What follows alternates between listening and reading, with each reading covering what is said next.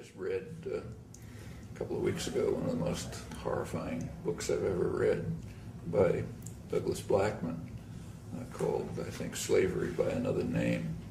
It's the first detailed discussion. I sort of knew the general story, but the first really detailed discussion of what happened after Reconstruction.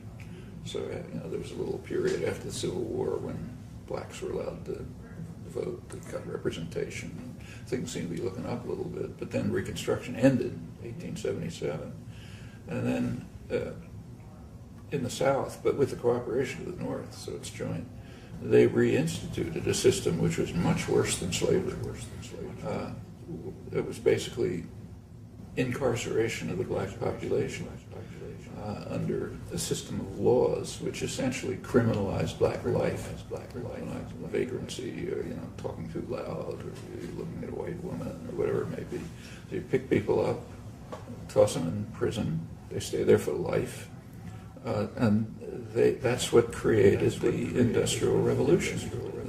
Big, steel, and so on and so forth, mines, hideous conditions, much worse than slavery, for good reasons. I mean, slave owners, their slaves were capital, they had to sort of take care of them. But here, it's nothing. You just rent them from the prisons.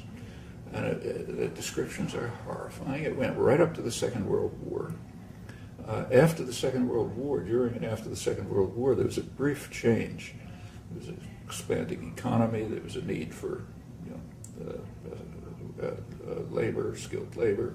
So there was a kind of an opening for African American men. They could go into the auto industry, maybe get a decent home or something like that.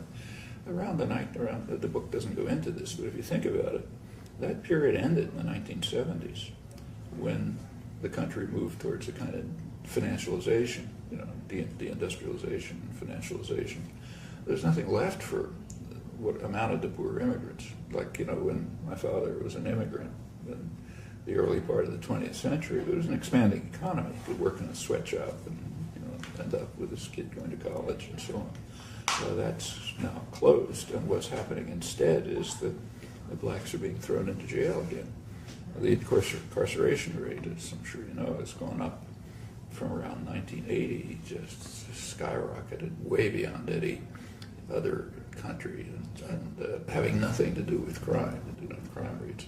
So if you look at the whole history, there's slavery, there's post-Reconstruction, worse than slavery, goes up to the Second World War, a little window, which was not beautiful, but at least it was something, and then back into slavery and prison labor and so on. That's the history of blacks in America for centuries. And so it is, it's unfortunate that a Harvard professor got arrested, but to just compare the two cases, how much is there about this? Incidentally, this book was by a Wall Street Journal reporter, but it's not. But the whole picture and what it means is gone, and the picture is now different. It's the beer party today. There's a black president. It's all over. We've gotten to a post-racial society. Have we? Take a look at the history of the present situation.